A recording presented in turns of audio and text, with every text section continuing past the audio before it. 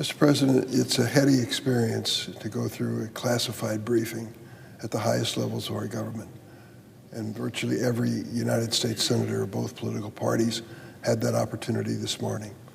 I took advantage of it. It's rare and it's important.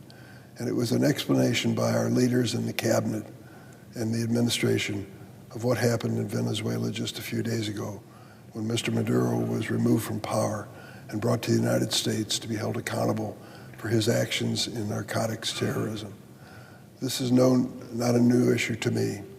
In 2018, I took a trip to Caracas and met with President Maduro and his First Lady, members of his administration. It was clear to me that Venezuela was in trouble. You could see it on the streets. People were literally starving. Hospitals were going without medicine. And it was pretty clear to me that Maduro was ruling not by democratic appeal, but by force of his power in office. He was facing an election in just a few weeks, and I told him at that time that if he did not have international observers at his election to verify that it was an honest election, the world would not believe the results.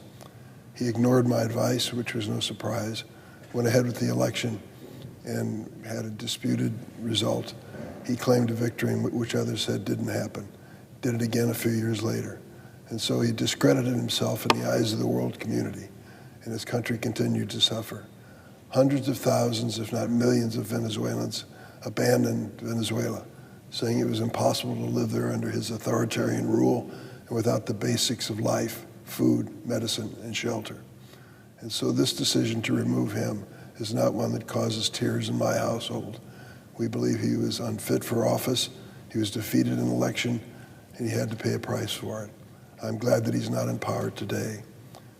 During the course of our briefing this morning, our military leaders and others spelled out the details of how he was physically removed from office just a few days ago. He still is going to be held accountable in the courts of law of the United States, that's for sure. But there is also discussion about where we go from here. If you remove the president of a country, what happens next? Under their constitution, a woman named Delcy Rodriguez, the vice president, was sworn in as his successor. I met her during my visit there. She is a hardliner when it comes to the politics of the region, and her brother even more so. We spoke for a period of time, and I became convinced they would be difficult to deal with, although that's the reality of the moment. Here's the point I want to make. I understand why our administration was very careful in disclosing information about the removal of Maduro from office. The lives and futures of the men and women in uniform from the United States were on the line, and we should not compromise their safety in any way to achieve our goal. But there comes a point, and that point should be immediately, where this administration decides to trust the American people and tell them the whole story. I believe there are things that can be said which will not compromise the safety of the United States or our friends, but explains to the American people what's at stake here. What happened in that raid that removed Maduro from office? Most of the details are an amazing display of military superiority, which the United States enjoys. But there were other questions that were raised too during the course of this. In addition, the question is, where do we go from here? What's going to happen to Venezuela's future? What is our responsibility? What are we accepting? The American people need to be in on that conversation. It is easy, I've learned in my time in the House and Senate, to get into a war, far more difficult to get out of one.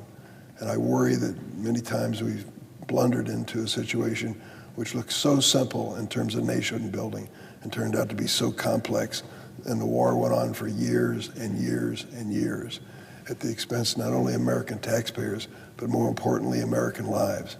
It's time for the American people to be part of that conversation. Why do I think so? Because the Constitution explicitly says that. The Constitution says that the power to declare a war in the United States resides in this chamber and in the House of Representatives. Congress is the only authority to declare a war. This president, like many others of both parties, have ignored that requirement, and I think at their own peril. They are engaging us in a long-term conflict which could cost to the discussion and rationale of our ultimate goals in the region. This briefing this morning was a good one. Senator Tim Kaine of Virginia asked a question, and I think it was the right question. When are we going to trust the American people enough to tell them exactly what happened in Venezuela leading up to the removal of Maduro and what is likely to happen to follow? It's an important, critical question. It'll be costly in terms of the future of the United States of America if we are not explicit and honest with the people of this country. Now is the time for that honesty. Mr. President, I yield the floor.